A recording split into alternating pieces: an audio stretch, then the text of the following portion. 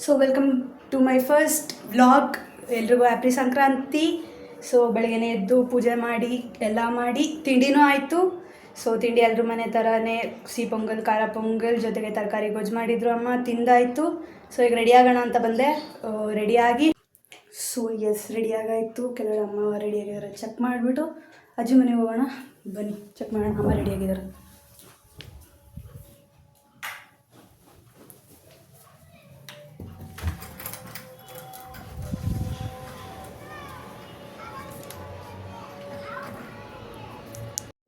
So ಬನ್ನಿ ರೆಡಿಯಾಗಿದ್ದಾರೆ, check ಮಾಡೋಣ.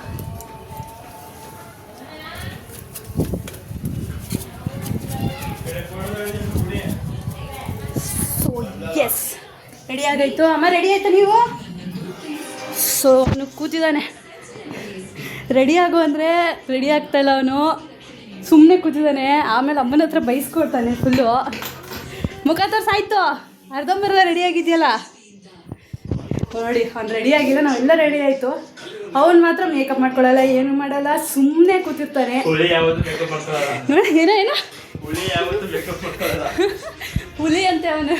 ಯಾವ ಆ್ಯಂಗಲಿಂದ ಹುಲಿ ಥರ ಕಾಣ್ತಾನೆ ಸತ್ಯವಾಗ್ಲೂ ಗೊತ್ತಿಲ್ಲ ಅವನು ಯಾವ ಹುಲಿ ಅಂತ.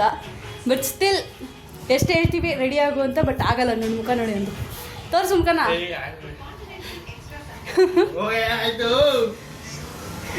ಅವನು ಮಾತ್ರ ಯಾವುದೇ ಕಾರಣಕ್ಕೂ ರೆಡಿ ಆಗಲ್ಲ. ಸೊ ಅಮ್ಮ ಬರ್ತಿದ್ದಾರೆ. ಅಮ್ಮ ರೆಡಿ ಆದ್ರಾ? ಸೊ ನಮ್ಮಮ್ಮನೂ ರೆಡಿ ಆದರು. ಹಾಯ್ ಮಗ್ಗಿ ಎಲ್ರಿಗೂ ಹಾಯ್. ಪೌಡ್ರೆಲ್ಲ ಅಂಗಡಿ ಐತೆ. ನಮ್ಮಮ್ಮನೂ ರೆಡಿ ಆದರು. ಇವನು ಮಾತ್ರ ಇನ್ನೂ ರೆಡಿ ಆಗದೆ ಕೂತಿದ್ದಾನೆ. ಈಗ ಅಜ್ಜಿ ಮನೆಗೆ ಹೋಗ್ಬೇಕು ನಾವು.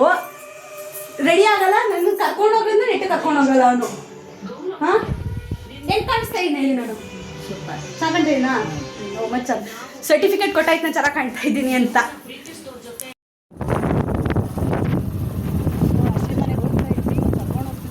ಹಳ್ಳದಲ್ಲಿ ನನ್ನ ಬೀಳಿಸ್ತಾನೋ ನನಗೆ ಗೊತ್ತಿಲ್ಲ. ಓಡಿಸ್ತಾನೆ ಚೆನ್ನಾಗೇನೆ ಇಲ್ಲ ಅಂತ ಹೇಳಲ್ಲ, ಬಟ್ ಸ್ಟಿಲ್ ನನಗೆ ಭಯ.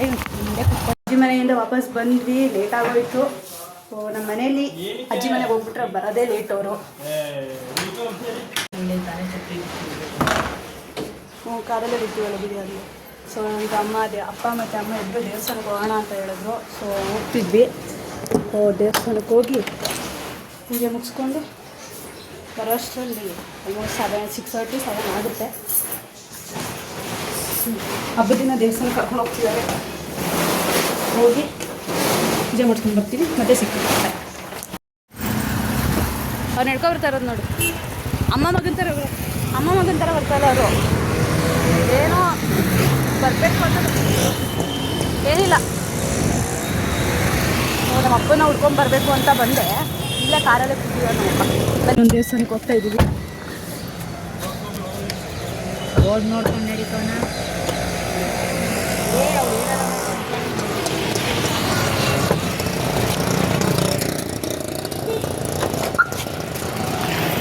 ಇವರಿಬ್ಬರನ್ನ ರೋಡ್ ಅಂದ್ಕೊಂಡಿದ್ದಾರೆ, ಏನು ಅಂದ್ಕೊಂಡಿದ್ದಾರೋ ಗೊತ್ತಿಲ್ಲ. ನಿಂತ್ಕೊಂಡು ಕಬಡ್ಡಿ ಆಡ್ತಿರ್ತಾರೆ ರೋಡಲ್ಲಿ.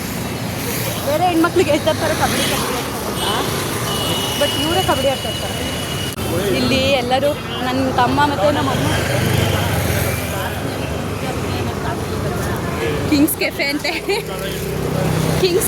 ದೇವಸ್ಥಾನಕ್ಕೆ ಹೋಗ್ತಾ ಇದ್ದಾರೆ. ಕಿಂಗ್ಸ್ ಕೆಫೆ ಹೋಗೋಣ ಅಂತೆ. ಕರ್ಮ, ದೇವರ ಮೇಲೆ ಒಂಚೂರು ಭಯ ಭಕ್ತಿ ಅನ್ನೋದೇ ಇಲ್ಲ.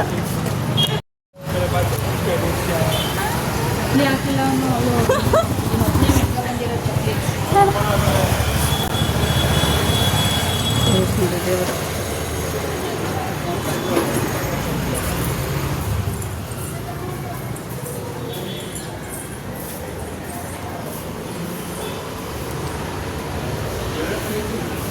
ದೇವರೇ ಚೇಂಜ್ ಮಾಡಿಬಿಟ್ಟಿದ್ದಾರೆ.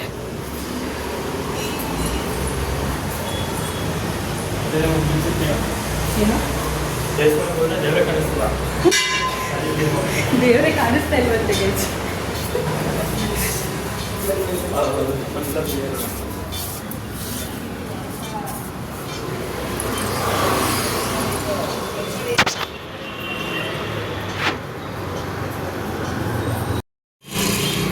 ನೋಡಿ ನಮ್ಮನ್ನು ಬಿಟ್ಬಿಟ್ಟು ನಮ್ಮ ಪಪ್ಪ ಹೆಂಗೆ ಹೋಗ್ತಾ ಇದ್ದಾರೆ ನೋಡಿ. ನಾವು 3 ಜನ ಒಂದು ಆಯಿತಾ. ನಮ್ಮ ಪಪ್ಪ ನೋಡಿ ಅಲ್ಲಿ ಹೆಂಗೆ ಹೋಗ್ತಾ ಇದ್ದಾರೆ. ನಾನು ಲೆಕ್ಕಕ್ಕೆ ಇಲ್ಲ ನಮ್ಮ ಪಪ್ಪನಿಗೆ ಲೆಕ್ಕನೇ ಇಟ್ಕೊಂಡಿಲ್ಲ ನೋಡಿ.